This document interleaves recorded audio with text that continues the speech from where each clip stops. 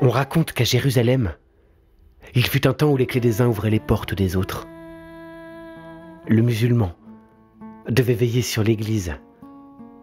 Le chrétien était le gardien de la synagogue et le juif protégeait la mosquée.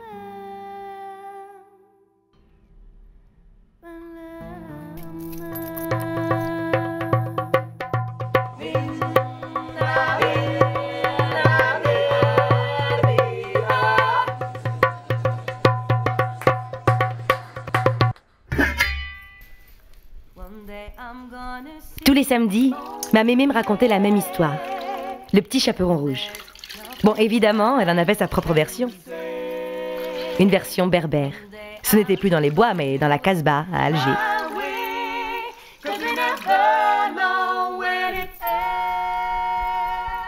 Lina Lamara, bonjour. Bonjour. Alors, qu'est-ce que la clé de Gaïa, forcément, première question? Première question. La clé de Gaïa, c'est un conte musical qui parle de la famille, des racines, de l'héritage culturel et des histoires de nos grands-mères. Qu'est-ce que deviennent ces histoires quand on a grandi et comment est-ce que ces petites histoires nous ont construites? Parallèlement à ça, il y a une autre histoire, l'histoire dans l'histoire. Un conteur, lui, perdu quelque part en Andalousie, dans une époque qu'on ne nomme pas, mais qui paraît être assez ancestrale. Et les deux respirent en même temps pendant 1 heure. Les deux histoires sont liées.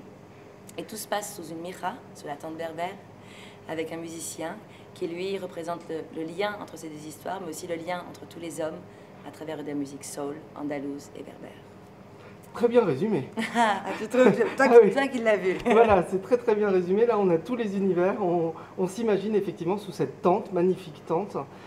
Donc, il faut citer le lieu où vous êtes. Donc, c'est le... Nous jouons tous les jours à 18h15 au théâtre Al-Andalus, 25 rue d'Anfou. C'est ça.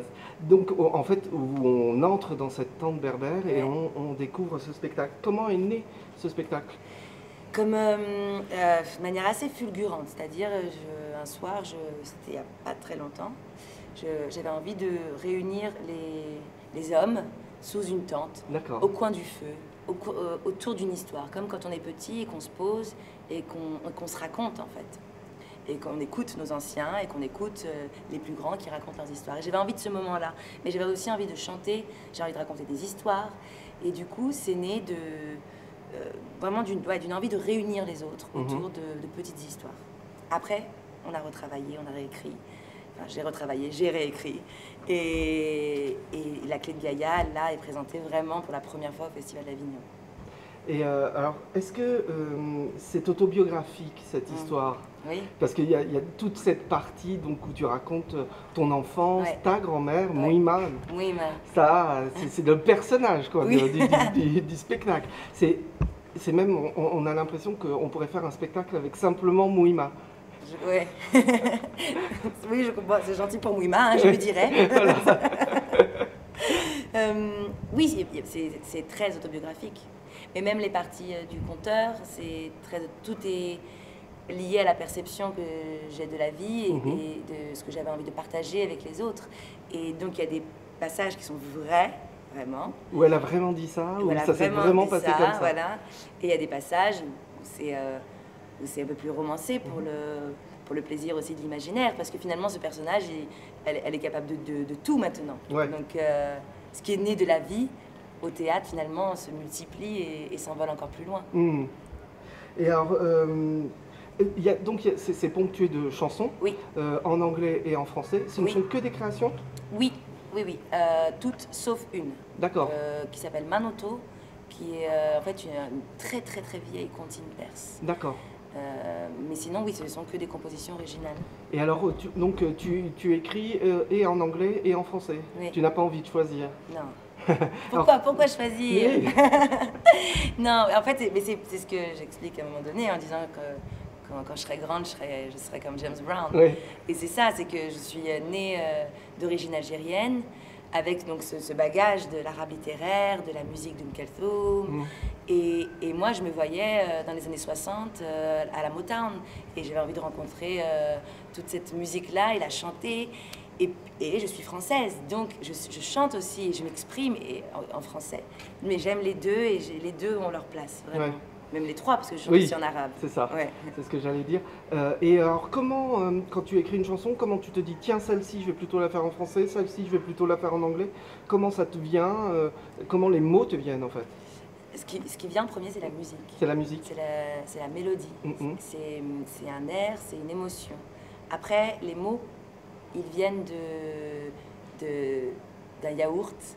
Et de ce yaourt, je me dis, tiens, qu'est-ce que j'ai vraiment envie de dire? Mais ce qui vient en premier, c'est les vibrations de la musique. D'accord, Les mots, je suis assez pudique avec les mots. C'est quelque chose qui me fait un peu peur. d'accord. Et c'est la musique qui vient toujours en premier. C'est amusant que tu parles d'être pudique, alors que là, on a l'impression que tu te racontes, que tu te dévoiles Ouais. avec ce spectacle. C'est la magie de la scène. Ouais. Et c'est le paradoxe de la comédienne et du ça. personnage. Oui, c'est ça. En fait, il y a la Lina qui a créé le spectacle et puis la Lina en scène Ouais. qui se raconte, et ce sont deux personnes différentes. Ouais, pas différente, parce qu'ils vont me dire que je connais schizo, tu sais. C'est ça. Mais en tout cas, celle qui écrit n'oserait pas le dire. Oui. Et celle qui le dit, c'est Mouima. Heureusement que Wima est là. Heureusement que Mouima est là. Alors, on parle aussi donc de religion. Oui. Il y a un conte hindou, il y a des contes, je suppose, Soufis. voilà. Ouais. Donc toutes les religions sont mélangées. Oui. À un moment donné même, tu dis que tu voulais absolument porter une croix Oui. dans Dans ton adolescence. Ouais. Donc, est-ce que pour toi la religion est importante? Est-ce que ça fait partie vraiment? Est-ce que c'est le sujet du spectacle, ou est-ce que le spectacle en fait c'est une histoire d'amour? Le spectacle, c'est une histoire d'amour. Et la religion, c'était important pour moi de effectivement mettre ce volet-là, parce que au cours de l'adolescence se posent plein de questions. Et la question de Dieu, de la spiritualité, et entre ce qu'on nous inculque et ce qui est, il y a forcément parfois des fossés. Et il était important de traiter la différence à travers les religions. Et pour moi, la religion, c'est comme une fraction. C'est-à-dire qu'elles ont toutes un dénominateur commun qui est le message. Et le numérateur, c'est la forme, c'est la couleur, c'est la façon dont on va le dire. Et finalement, la différence entre les êtres humains, c'est aussi ça. Toi et moi, on est uniques, mais on a quelque chose de fondamental qui nous lie. Le fait d'aimer et d'être émerveillé. Chaque matin, je crois, parce qu'on est quand même libre et heureux et en bonne santé. Et sous le soleil. Et sous le soleil.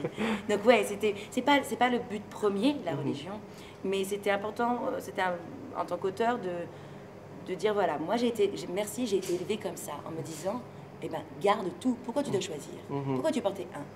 Pourquoi tu dois choisir que un? Prends tout. Ouais. Prends le meilleur de ce que tu rencontres. Voilà.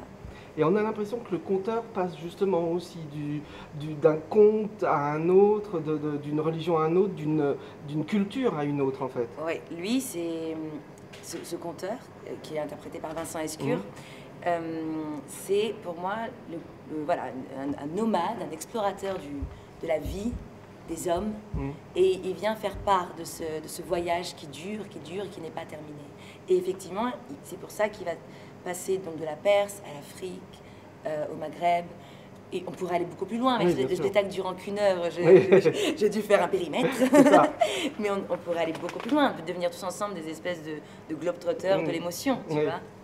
Et alors, comment tu as réussi à réunir ces deux univers? Parce que c'est quand même deux univers différents. Le conteur est très, justement, dans la parole. C'est par la parole qu'il transmet son message. Alors que je trouve que Mouima, Lina, tous les autres personnages, c'est plus par la vie, par les expériences. Enfin, on a vraiment deux univers différents. Donc comment tu as réussi à réunir ces deux univers? Et je ne me suis pas posé la question. Hein. Pour moi, c'était comme dans la vie.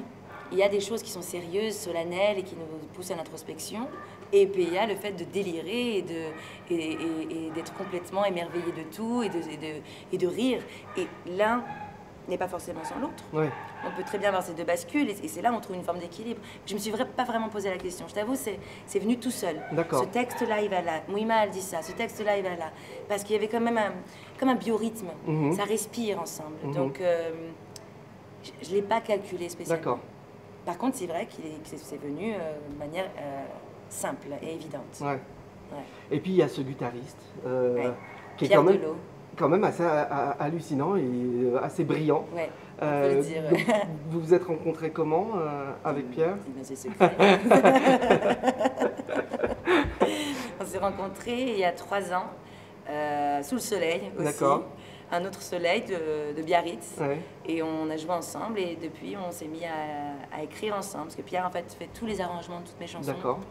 Et il est bassiste et il a appris la guitare pour la clé de Gaïa. Donc Ah oui. pour te dire à quel point. Ah oui, oui, il est un peu brillant. Voilà. Un peu génie. Un peu. Voilà. Il y a des gens comme ça. Voilà. Et du coup, on travaille ensemble et c'est vraiment un allié assez puissant dans la musique.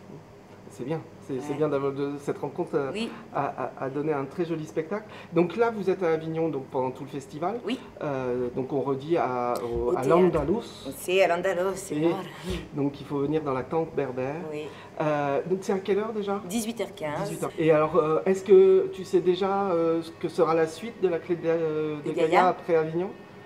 Oui, on joue Baiser Salé à Paris le 21 septembre. D'accord, Si tout va bien, on sera à Marseille en octobre. d'accord. Et si tout va bien, on reprend à Paris Ah, en programmation. ok. Et on prépare, on y travaille pour faire emmener Gaïa de l'autre côté de la Méditerranée. Ah oui, pour Ouais. revenir aux racines. Ouais, allons-y. Bah oui, très Faisons bien. faire la tente, c'est une tente de nomade, Bah oui, alors on va c'est ça. partir avec. Il faut partir sur la route. Voilà. Bon, en tout cas, merci beaucoup, Lina. Merci à toi pour cet accueil. Merci. très bientôt. À très bientôt.